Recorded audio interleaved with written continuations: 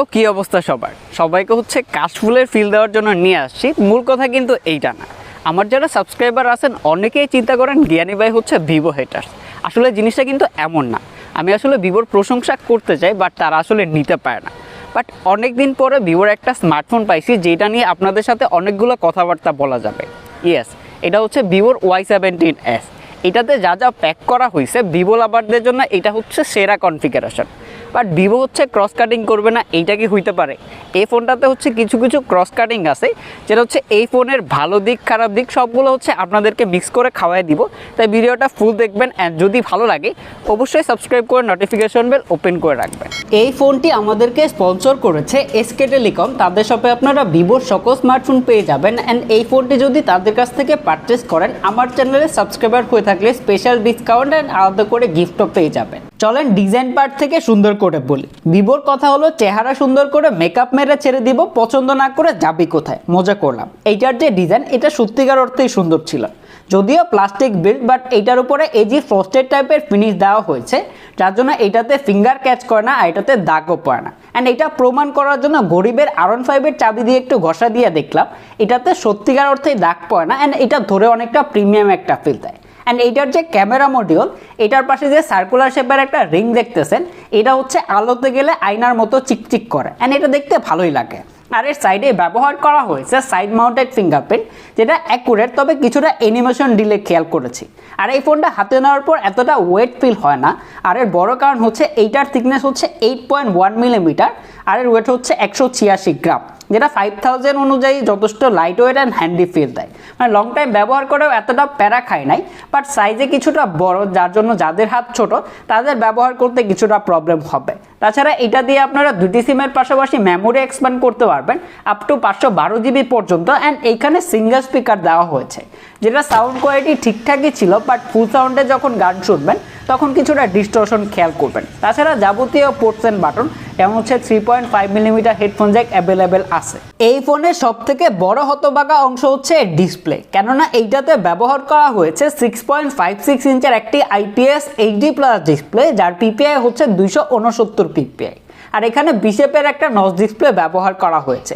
বাস্তব কথা বলতে গেলে এইটার ডিসপ্লেটা যথেষ্ট ব্রাইট অ্যান্ড কালারফুল ছিল, তেমন কোনো রকম কালার শিফটিং খেয়াল করে নাই। তবে এইটা দিয়ে যখন হচ্ছে কাছে থেকে ভিডিও দেখবেন তখন হচ্ছে শার্পনেসের ঘাটতি ফিল করবেন।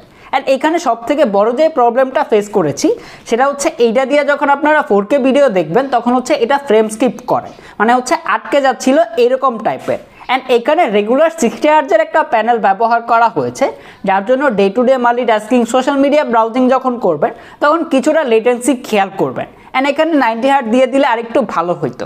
অ্যান্ড এইটার যে চিন অ্যান্ড বেজেল, এটার লোয়ার চিনটা আমার কাছে একটু বেশি মনে হয়েছে, এটা আরেকটু কম হইলে ভালো হইতো। আর এর প্রোটেকশন হিসেবে কি থাকছে তা জানতে পারি নাই, যার জন্য অবশ্যই আলাদা করে একটি স্ক্রিন প্রোটেক্টর লাগিয়ে রাখবেন। আর এর পিক ব্রাইটনেস হচ্ছে 700 নিট, যেটা হচ্ছে অনেকগুলো ওয়েবসাইটেই দেখলাম, তবে আমার কাছে এতটা মনে হয় নাই। বাট ডিসপ্লেটা এমনিতে যথেষ্ট ব্রাইট অ্যান্ড কালারফুল ছিল, ইনডোর অ্যান্ড আউটডোরে ভালোভাবে ব্যবহার করতে পারবেন, তেমন কোনো রকম প্রবলেম ফেস করে নাই। বাট যখন হচ্ছে ডিরেক্ট সানলাইটে যাবেন তখন কিছুটা প্রবলেম ফেস করবেন, এছাড়া এমনিতে ঠিকঠাকই ছিল।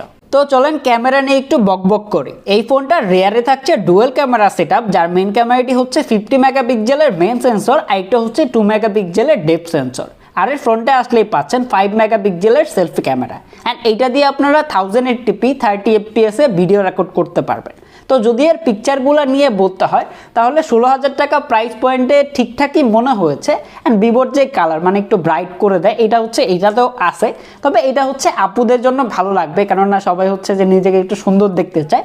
অ্যান্ড তাছাড়া কালার নিয়ে বলতে গেলে এখানে হচ্ছে নিউট্রাল কালারই প্রডিউস করে, মানে যেমনটা দেখাইতেছে ভিভোন্ডারে ছবিটাও এমনই দেয়, মানে ওভার প্রসেসিং এমন কোনো কিছু খেয়াল করে নাই। তবে এইটার যে পোর্ট্রেট মোড এখানে কিছুটা ঝামেলা আছে, অ্যাকুরেটভাবে এই ডিটেক্ট করতে পারে না, মানে কিছুটা মিসম্যাচ করে ফেলে। এটা হচ্ছে সফটওয়্যার আপডেটে আরেকটু ইমপ্রুভ করা যাইতে পারে। অ্যান্ড ফ্রন্ট ক্যামেরা নিয়ে বলতে গেলে প্রাইস পয়েন্ট অনুযায়ী ঠিকঠাকই আছে, তবে এখানে ইমপ্রুভ করার দরকার ছিল ভিভোর। তো বাকি ছবিগুলো দিয়ে দিলাম, আপনারাই দেখে কমেন্ট করে জানাবেন যে ছবিগুলো কেমন ছিল।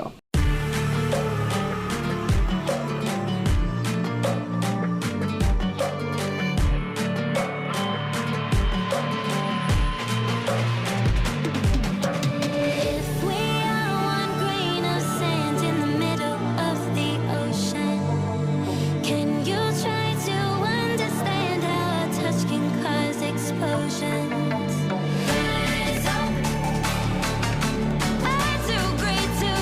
এইটা সত্যি যে পারফরমেন্স পার্টে ভিভো অনেকটা জাম্প করছে, কেননা এইটাতে ব্যবহার করা হয়েছে মিডিয়াটেক হিলিও Z85, যেটা হচ্ছে 12 ন্যানোমিটার আর্কিটেকচারে বিল্ড করা। আর এইটাতে আপনারা র্যাম প্রোম ভেরিয়েন্টে পাচ্ছেন 6GB RAM and 128GB internal storage. আর এই স্টোরেজ টাইপ হচ্ছে eMMC 5.1। অ্যান্ড এইটা দিয়ে যখন আমি ফার্স্ট টাইম বেঞ্চমার্ক টেস্ট করি, এটা আমাকে হতাশ করছে, কারণ ফার্স্ট টাইম হচ্ছে সিঙ্গেল করে 168 অ্যান্ড মাল্টি করে 687 স্কোর করে, যেটা দেখে আই এম তো অবাক যে কী ঝামেলা হইলো। বাট সেকেন্ড টাইমে ভালো স্কোর আসছে, সেকেন্ড টাইম হচ্ছে 407 অ্যান্ড মাল্টি করে 1159 স্কোর করে, যেটা প্রাইস পয়েন্ট অনুযায়ী অবশ্যই বেটার একটা স্কোর। অ্যান্ড এটা দিয়ে যারা হচ্ছে day to day multitasking, social media browsing এইসব টাইপের কাজকর্ম করেন, তারা হচ্ছে 6GB সুবাদে ভালোভাবেই করে নিতে পারবেন। অ্যান্ড ব্যাকগ্রাউন্ডে হচ্ছে যে অনেকগুলো অ্যাপ রেখেই কাজ করা যায়, তেমন কোনো রকম প্রবলেম করে না। তবে এটার যে অ্যাপস ওপেনিং স্পিড, এটা আরেকটু ফাস্ট হইলে ভালো হইতো। অ্যান্ড যারা হচ্ছে গেম প্লে করেন তাদের জন্য বলতেছি, এটা দিয়ে হচ্ছে যে টুকিটাকি গেম প্লে ভালোভাবেই করে নিতে পারবেন। বাট যারা হচ্ছে হেভি গেমার, তাদের জন্য এটা অবশ্যই সুইটেবল না। তারপরে এটা দিয়ে হচ্ছে আমি subway surfer, temple run, free fire, তারপরে এসপোর্ট 9, কল অফ ডিউটি এই গেমগুলো খেলেছিলাম। কল অফ ডিউটি ভালোভাবেই খেলতে পারতেছিলাম, মিডিয়াম গ্রাফিক্সে হাই ফ্রেম রেটে সেট করে খেলতে পারবেন। অ্যান্ড অনেকক্ষণ খেলার পরে টুকটাক ফ্রেম ড্রপের দেখা পেয়েছি। অ্যান্ড এসপোর্ট 9ও খেলেছিলাম, এসপোর্ট 9ও ভালোভাবেই খেলা যায়, তবে গ্রাফিক্সটা আমার কাছে কম মনে হয়েছে। অ্যান্ড গাড়িগুলো যখন ক্র্যাশ করে তখন হচ্ছে যে আটকে যাচ্ছিল এরকম টাইপের। বাট তাছাড়া হচ্ছে ফ্রি ফায়ার, 2D 3D যে গেমগুলো আছে সেইগুলো ভালোভাবে খেলতে পারবেন, তেমন কোনো রকম প্রবলেম খেয়াল করে নেই।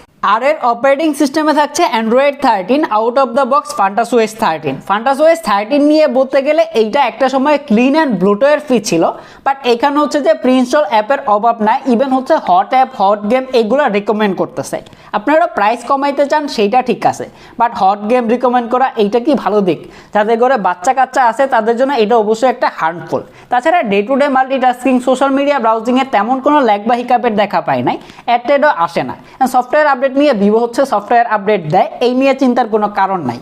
আর এই ফোনটা ব্যাটারিতে ব্যবহার করা হয়েছে 5000 mAh ব্যাটারি। যদি এর ব্যাটারি ব্যাকআপ নিয়ে বলতে হয়, day to day multitasking, social media browsing, ছবি তোলা, অনলাইন ক্লাস, মুভি দেখা এইসব কাজ যারা করেন তারা হচ্ছে 1 থেকে 1.5 দিনের মতো ব্যাটারি ব্যাকআপ পেয়ে যাবেন।